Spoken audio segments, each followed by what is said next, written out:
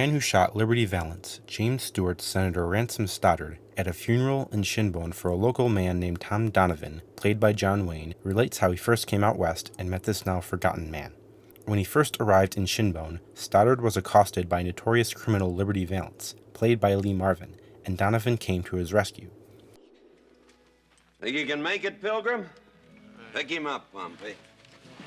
As he becomes more and more involved with the growing community in Shinbone, Rance is threatened by Valance, who works as an enforcer for the powerful cattleman, leading to a showdown between the lawyer and the gunfighter. Either you get out of town, or tonight you be out in that street alone. You be there, and don't make us come get you. At the same time, Tom's girl, Hallie, played by Vera Miles, begins to fall for Rance, and is afraid of losing him to Valance. Gonna face up to Liberty? Liberty Valance? Rance? That's the only way I can figure it. He never would discuss it with me. He just keeps on practicing.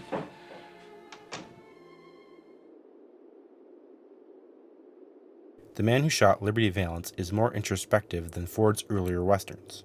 The film explores the core question of the genre, whether violence is necessary to bring civilization about.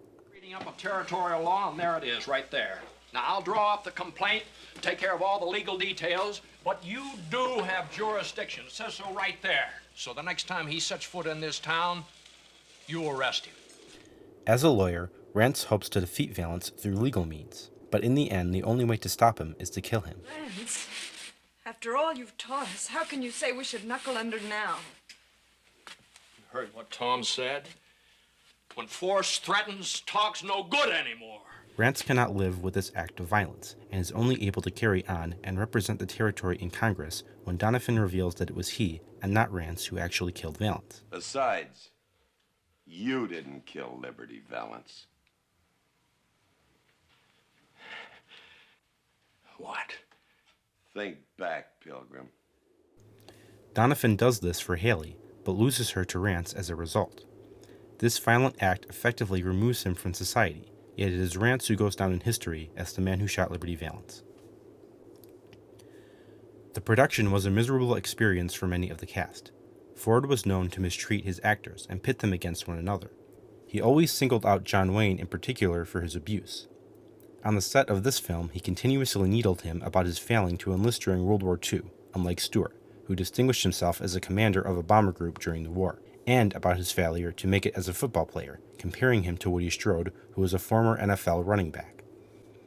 Wayne took out most of his anger on Strode. What have you been wasting your time around here for? Get on back to work. Your schooling's over.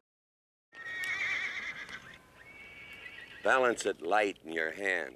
And don't jerk the trigger. Squeeze. No, you don't have to coach me. Seeing Stewart and Wayne play off each other is gratifying for any fan of classic movies. Lee Marvin's performance is outstanding. His Liberty Valance is one of the most sadistic villains in any Western film. Well, you can start by eating this. That's a poor joke, Edmund O'Brien also puts in a fine performance as Dutton Peabody. Thank you, Mr. Chairman, for those kind words, but why don't you tell them the whole truth? Founder, owner, editor, and I also sweep out the place.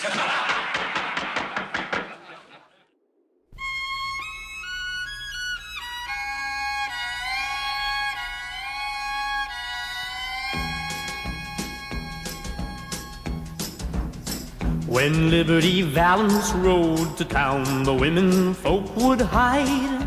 Gene Pitney recorded a chart-topping song for this film, which, he claims, was intended to be used for the film's opening credits, but for reasons unknown, the song was not featured in the film.